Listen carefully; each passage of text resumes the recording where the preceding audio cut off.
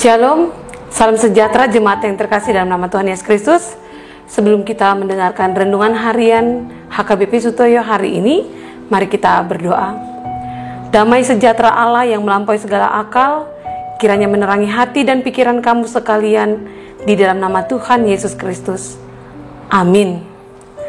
Jemaat yang terkasih dalam nama Tuhan Yesus Kristus, renungan harian HKBP Sutoyo, Selasa 9 Februari 2021, tertulis di Matius 25 ayat 40b, demikian dikatakan, sesungguhnya segala sesuatu yang kamu lakukan untuk salah seorang dari saudaraku yang paling hina ini, kamu telah melakukannya untuk aku.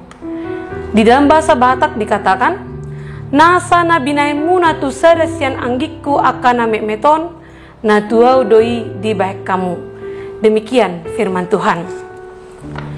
Jika kita memperhatikan bacaan firman Tuhan pada hari ini, kita akan menemukan bahwa firman Tuhan ini berada dalam konteks khotbah Tuhan Yesus tentang akhir zaman. Ketika ia datang kembali, maka semua bangsa akan dikumpulkan di hadapannya dan dipisahkan seorang demi seorang. Mana yang termaksud kelompok domba akan ditempatkan di sebelah kanan, dan yang masuk ke kelompok kambing akan ditempatkan di sebelah kiri. Itu kita bisa baca di ayat sebelumnya, di ayat 32 sampai 33. Pertanyaannya, bagaimana Tuhan menentukan seseorang masuk dalam kelompok domba atau kelompok kambing? Apa dasar pemisahan tersebut? Tuhan Yesus sendiri berkata bahwa orang-orang di kelompok domba telah memberi Tuhan makan ketika ia lapar, memberi Tuhan minum ketika ia haus, memberi Tuhan tumpangan ketika ia menjadi seorang yang asing, memberi Tuhan pakaian ketika ia telanjang, melawat Tuhan ketika ia sakit, dan menjenguk Tuhan ketika ia berada dalam penjara. Itu tertulis di ayat 35 sampai 36. Sementara orang-orang di kelompok kambing justru melakukan hal yang sebaliknya. Tuhan kita memang Tuhan yang luar biasa. Ia tidak pernah berkekurangan karena ia sendiri adalah pemilik dunia beserta semua isinya. Bahkan emas dan perak juga adalah miliknya. Bisa kita baca di Hagai 2 ayat 9. Jika demikian, bagaimanakah kita bisa memberi makan kepada Tuhan? Ingatlah bahwa orang-orang yang menderita itu menjadi fokus Tuhan Yesus ketika ia datang untuk melayani di dunia ini. Memang keselamatan ada di dalam nama Yesus. Tetapi keselamatan itu pun bukan hanya kita simpan sendiri.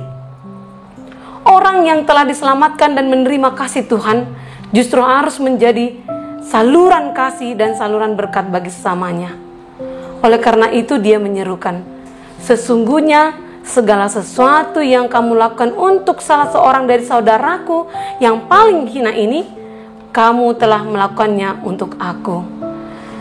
Saudara yang terkasih dalam nama Tuhan Yesus Kristus, melalui firman ini mari kita masing-masing mengintrospeksi diri kita. Apakah selama ini kita sudah berbuat baik kepada sesama kita? Apakah perbuatan kita sudah memuliakan Tuhan? Apakah kita sudah mengasihi orang-orang lain yang mungkin berkekurangan, sakit, terlebih orang-orang yang belum percaya kepada Tuhan? Jika kita sama sekali belum memiliki kasih seperti itu, patut kita renungkan. Jangan-jangan sebenarnya kita sendiri belum merasakan kasih Tuhan dan belum menerima keselamatan dari Tuhan. Yang menarik dari kisah ini adalah yang benar merasa tidak benar. Sebaliknya, yang tidak benar merasa benar. Ini adalah masalah arogansi rohani. Akan banyak orang yang merasa dirinya rohani, tetapi di mata Tuhan mereka adalah orang yang jahat. Orang yang demikian tidak lain adalah orang yang munafik, yang mencari pengakuan publik akan apa yang dia perbuat, melakukan kebaikan hanya untuk menjadi viral. Sebaliknya, ada banyak orang yang merasa diri tidak benar, tetapi sebenarnya di mata Tuhan mereka mengerjakan hal-hal yang benar, meskipun tidak dilihat oleh banyak orang. Mari kita jalani hari ini dengan melakukan yang benar menurut firman Tuhan, dan menghidupi kasih Tuhan kepada sesama, terlebih pada masa pandemik ini. Kita semakin dituntut untuk lebih peduli, menjaga dan mengikuti protokol kesehatan yang sudah dianjurkan oleh pemerintah kita adalah juga merupakan cara kita menghidupi firman Tuhan. Tidak banyak orang yang suka melayani orang-orang yang tersingkir dan hina. Justru kesukaan dan kesetiaan dalam melayani mereka yang hina itulah merupakan tanda bahwa seseorang sudah menjadi anak-anak Tuhan.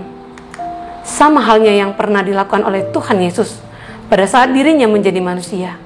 Dia punya hati yang tulus untuk melayani siapa saja tanpa memandang bulu, tanpa melihat keberdosaannya. Kalau Yesus sudah mengindikasikan dirinya dengan mereka yang miskin dan terhina, siapakah kita yang merasa terlalu tinggi untuk melayani mereka? Oleh karena itu saudaraku, lakukanlah kebaikan itu tanpa motivasi keuntungan diri sendiri, melainkan hanya untuk kemuliaan Tuhan saja. Amin. Mari kita berdoa. Ya Yesus Tuhan kami, mampukan kami untuk mengasihi sesama kami di dalam kasih-Mu. Jadikanlah kami seperti wajah-Mu, penuh belas kasih dan kepedulian untuk melakukan yang baik sebagai bentuk perbuatan kami terhadap-Mu. Dan semoga kehadiran kami di antara sesama kami membuat Engkau dicintai oleh semua orang. Terima kasih Tuhan. Amin.